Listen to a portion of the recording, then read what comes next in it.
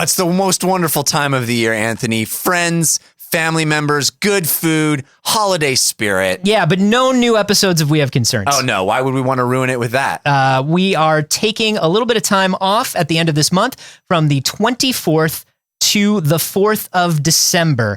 There won't be any new episodes. Yeah, but the good news is there are a lot of old episodes. That's right. And we're trying to find the best episodes of 2017. You can help us out by heading to wehaveconcerns.com/clash and just listen to those old episodes the same way you would listen to those voicemails you saved from an old significant other you broke up with. It'll make you feel for a little while like we're there.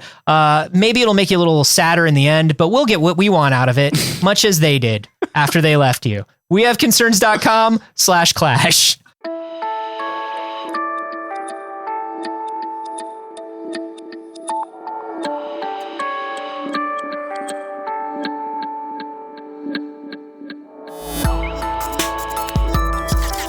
If the film is poorly made, small screen's where it's at. Yeah. This is We Have Concerns. Hi, Jeff Canada. Hi, Anthony Carboni. Hello, concerned citizens.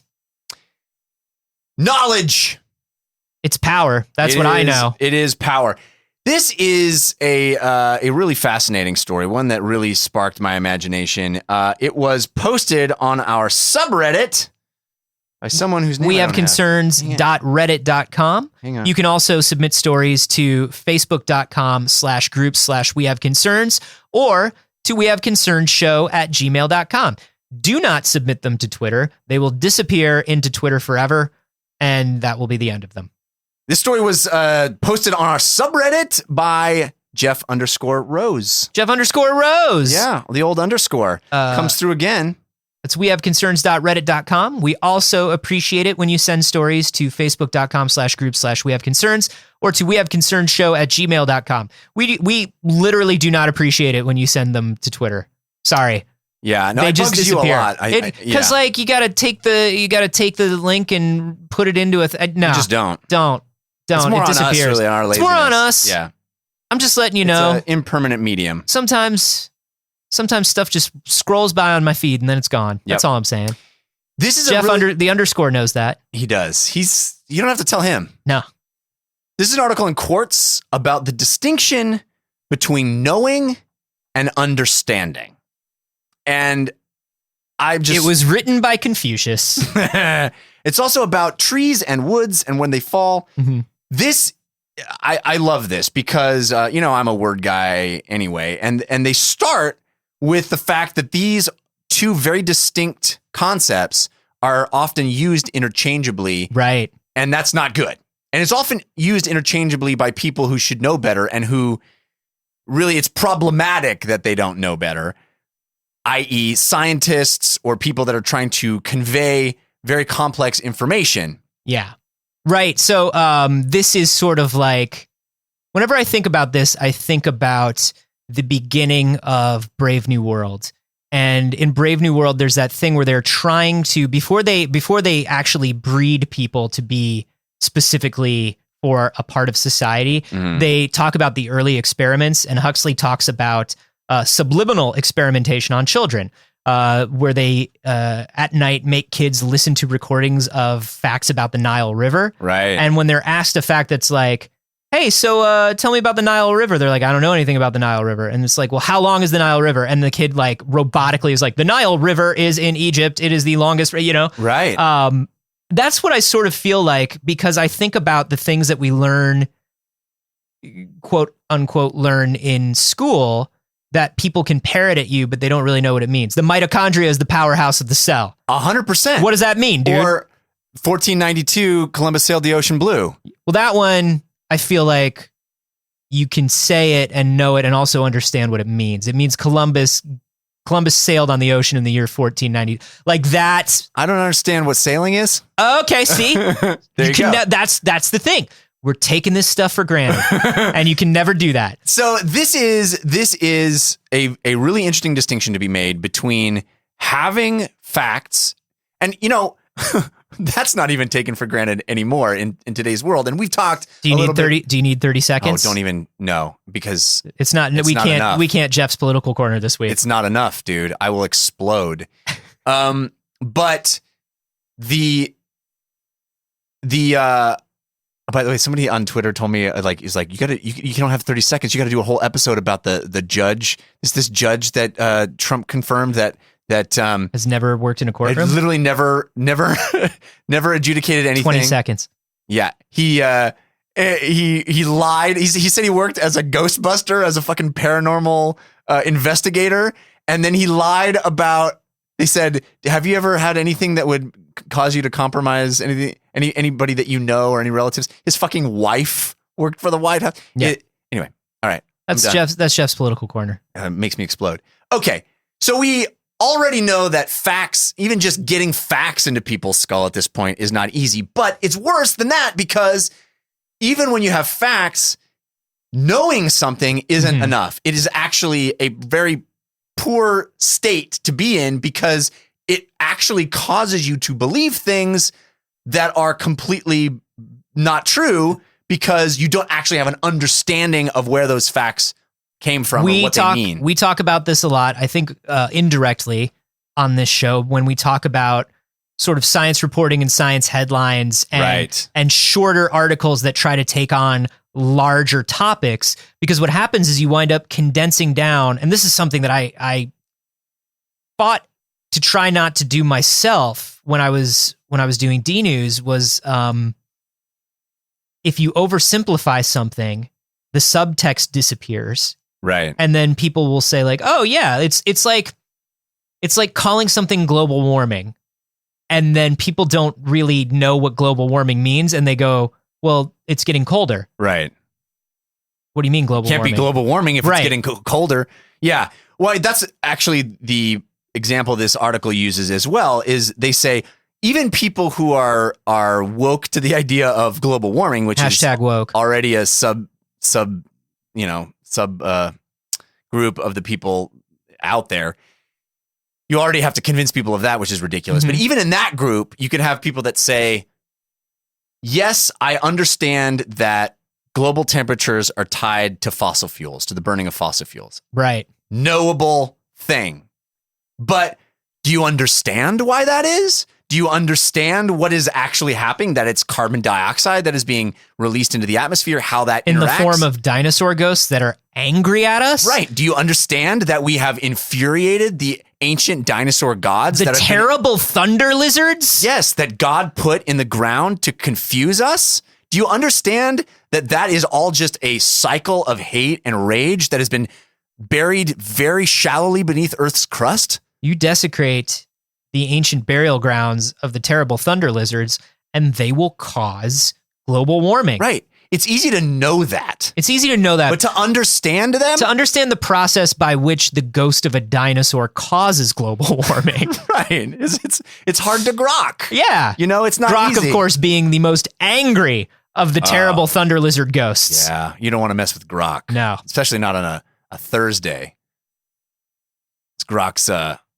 Yeah, why is that? That's Grok's relaxation day. It's his me day. You know, he takes a time to just relax and just live one for Grok. You know, you don't want to talk to him then. No, can't be talked to. Fair enough.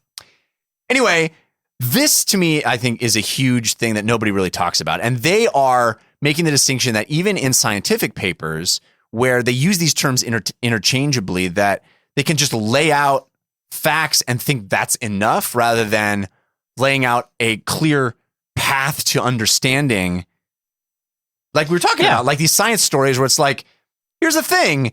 And then you and I on this show are reading these stories like, but why? But why? Yeah. If you can't answer the but why, you haven't done your job. You haven't done it. Yeah. Whether the researchers can't answer the but why, or the journalists can't answer the but why, or we can't answer it. Right. That becomes a problem because then you're just learning water cooler facts. You're learning things to argue about online. You're learning things that you want to make you sound impressive when you're giving a presentation or talking to friends or something like that. Right. But you are no wiser than you were going in. Right. And you brought up the idea of the public education system, which is immediately where my mind went with this as well, because I feel like the public education system did me a disservice and continues to do a disservice to generations of kids by emphasizing the knowing and not emphasizing the understanding. Right. And I think with the examples that we brought up, like it really is storytelling at a certain point. There's a narrative to be woven that A, makes it more interesting anyway and less dry and rote and boring, and B, lets you into the understanding of the reasoning behind everything in a much clearer way. If I don't have to just understand that, Columbus sailed the ocean blue, or photosynthesis, like I know the facts of photosynthesis, but like, why?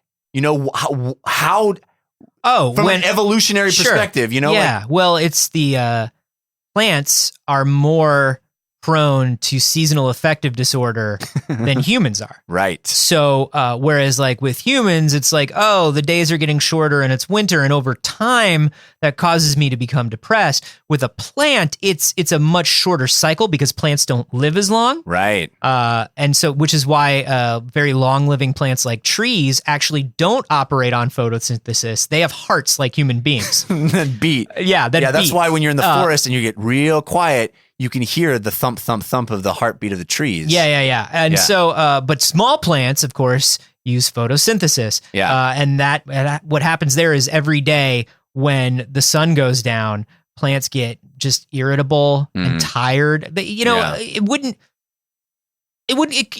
could describe it as sad, but that's not really it. It's more of like a lethargic and a lack of care. Like a melancholy. Is how I would explain it. And anyway, the mitochondria is the powerhouse of the cell. Especially when it's actual melons.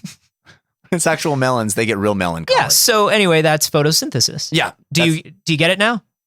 Still no. Okay. But at least I'm closer a little bit. And that's all you can hope for. Yeah. But I've especially in these shorter winter days where I get so tired so plant-like of like discussing things so quickly. Yeah, no kidding. A little bit at a time. So true. Yeah. But no, I get what you're saying. It's one of those things where as long as you can parrot it back well enough to pass a test. Right. Or take a quiz, you're good. Right. And that's what I think is the problem, that we have these layers of problem, right? We have the people that sort of abjectly reject facts or choose their own truth, which is a completely different episode and a very real problem. But even in the people who consider themselves informed or like to intend to be informed, there is this headlineification of information where I just know a thing, but I don't understand the thing. Yeah, and I think my biggest issue with that is when you learn a top line concept about something, like you said, when you don't understand the complexity behind it, you only learn the thesis statement. Right. And so you internalize whatever your understanding of that statement is. And the problem with that is that then makes you more rigid and resistant to new research that questions those ideas. Right. Because you don't have a super deep understanding of something, you cling to the understanding that you have. Exactly. In fact, what you're pointing out is absolutely the case, that understanding cause and effect, when you get to the progression of knowledge, when you get to understanding that A comes from B, which comes from C, which comes from D, and you understand where that all, the chain of knowledge and how it's interconnected, you are actually more facile and more liquid in your belief system because you understand that one ripple affects all the other chains. I think we have a fear of complexity. I really do. I think we have an order of operations in our own lives. We have an idea of what is important in our own lives. We have an idea of how much time we have. Yeah. And we have a prioritization that comes with that. And I think we fear complexity because do I have the time to delve in deep to this scientific concept, political concept, philosophical concept? Right. When I have so many other things to do. Yeah. Do I, and then it also feels kind of, the more you understand the complexity of something, the more put off you are by the idea of taking the time to learn it when it doesn't feel as super important to you. Yeah. You get into it's sort of like, you remember what, like everybody, I think universally, when they are 11 or 12, decides that they're going to learn to play the guitar. Right. It's anywhere between the ages of 11 and 14. We all decide that we're going to play the guitar. Yeah. Or maybe it's the piano or whatever it is. But we all decide it. And we go to our first lesson and we buy a sick guitar. And our guitar teacher teaches us like Ode to Joy. And we're like, holy shit, I'm playing a thing. Yeah, right. And then you come back the next week and the difficulty ramps up, right? Yeah. And you start understanding that like you don't really know how to play Ode to Joy. You're just parroting this thing back. Yeah. And no, that's a great the way this analogy. ends is usually 6 months later, so many of us have dusty guitars in the corner of our room because we learned how complex it actually is to play the guitar and to learn to read music. And we went, fuck that. I'm happy learning the 3 chords to the song that I wanted to learn how to play to begin with, and I'll pull that out at parties. Yeah. No, I mean that's a great analogy. It's the progress that I had as a kid playing the piano, or even now, sadly. But you're decent at the guitar, though. I appreciate that, and that was a different situation. Yeah. But you go like, oh, I want to play that. Yeah. Okay, how do I play that? And they're like, okay, well, here's how to read music. And here's how, here's where you put your hands, and here's the C chord. And no. I want to learn how to play that. Yeah. Tell me how to play Let It Be. I want to play Let It Be. And it's interesting because it's not a bad reflex, right? Yeah. You know what you want to do. You know your end goal. I want to play Let It Be. Right. Show me how to play Let It Be. Yeah. Well, first the dinosaurs came. Yeah. And then they died, and, it's that old airplane bit. Right. Yeah. But I think we have to, especially in the education system or science communication, you have to learn how to harness that and use it and be okay with it. Right. And then teach people to jump off and want to, well, now you know how to play Let It Be. Isn't that interesting? Isn't it weird how in Let It Be, like your hand kind of goes from here to here and it doesn't make the sound that you thought it would based on the rest of the song? Yeah. Let's talk about that. Like it's okay to want to know the thesis statement of something, to want the Reader's Digest executive summary. Somebody read Malcolm Gladwell's Blink, so I don't have to. You know what I mean? Yeah, I guess. It's okay, but then what we need to do is, if you're in the education or communication part of this thing, learn how to see that, recognize it, and get people interested in the next step. Yeah. And if you are the person who is learning, you need to learn how to figure out. A kid who really changed my life when I was in high school was Tracy Jones, who was this kid who was he was an amazing, like at the age of 17, he could freestyle and just like write songs and just he was unbelievable, like an amazing MC at the age of 17. And I was like, this is unbelievable. This guy is such a talent. And I watched him reading a book one time. And he's the guy who reads the book with the dictionary next to him. When he sees a word he doesn't know or a concept that he doesn't understand, highlights it, looks it up, writes it down, and like internalizes it. Because he knew that having that understanding would make him better at what he wanted to do. He's building his arsenal. He's building his arsenal, exactly. We need to learn to get past I don't have enough time to learn about this and it doesn't really matter. And learn to get back into, well, if you want to learn about it enough to read the article to yell about it, then you're obviously a little bit interested in it. Yeah. Now, as you're reading the article, learn to take a deep breath, be okay with the fact that you're taking 10 minutes to read the article, and try to find those things that interest you in the article and be like, it's okay. I'm going to have to learn 3 things to understand this article. One of the things, I think my dad used to say this, but I know a lot of people have said it, is if you really want to understand something, teach it to somebody. Where you have to literally like step someone else through. Yeah. And you realize what you don't know and just the mere act of organizing information in a way that's clear to someone else gives you a clarity on it that's really powerful and shows that you understand how to navigate through that information. When I used to do in college, when I had to write a thesis paper or something, buddies and I would just stand around and like talk it out with each other, just like, okay, here's what I think I'm going to write and here's why. And then they'd be like, well, why is that? And then you talk, oh shit. Yeah. Okay. So and so you, in the process of like thinking it out and expressing it to someone else who didn't know, it basically wrote your paper for you. Yeah. Yeah, I don't know what it is where, I don't know. Here's what's crazy. When you have a discussion like that, it's such a good time. Yeah. Do you know what I mean? It really is. What's crazy is like, Yeah. we are in such a hurry and we're like, I don't know. I don't need to know about this. I don't want to know this, or I don't have time, or this person has a different opinion or has a different understanding of it than me. And I don't like what he's I don't like what he's saying about it. And so like now it's an argument.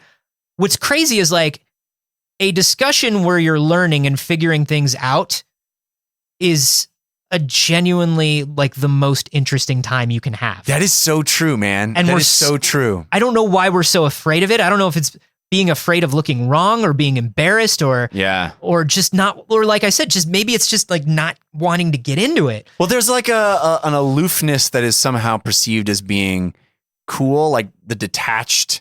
Yeah.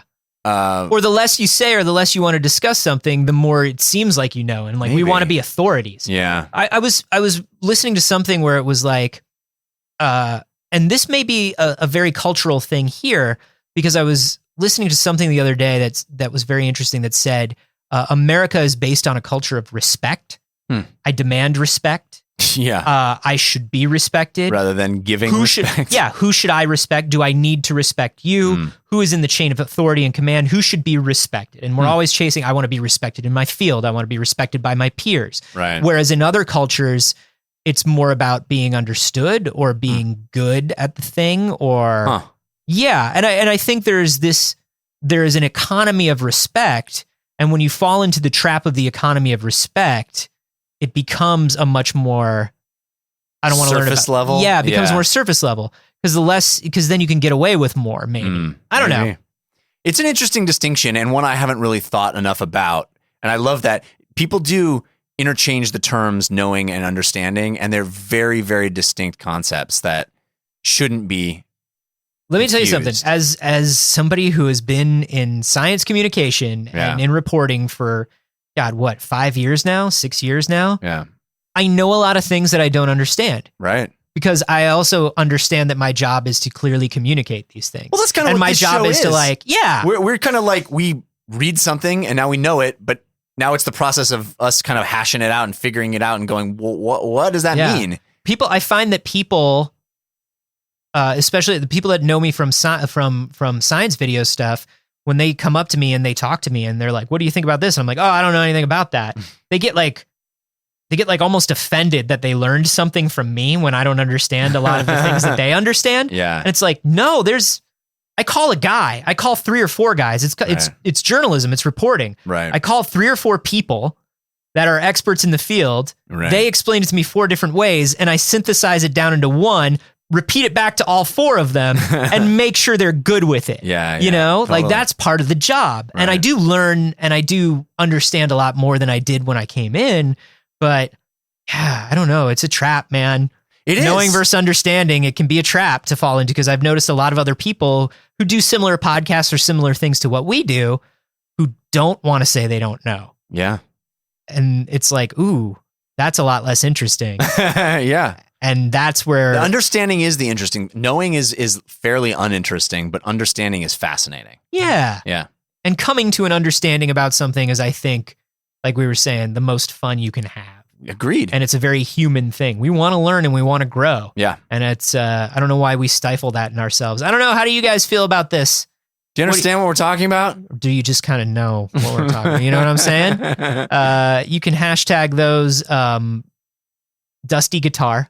There you go. And let us know on Twitter. I'm at A Carboni. I'm at Jeff Canada. And hey, if you want to discuss this and other things that you may know or understand, or try to understand more things with a community that also wants to understand more things. I love having our community that wants to understand things. Facebook.com/groups/wehaveconcerns and wehaveconcerns.reddit.com are the places to go to do that. Also, just a final reminder as we close this up, Clash of Concerns 2017, wehaveconcerns.com/clash. Help us pick the best episodes of 2017.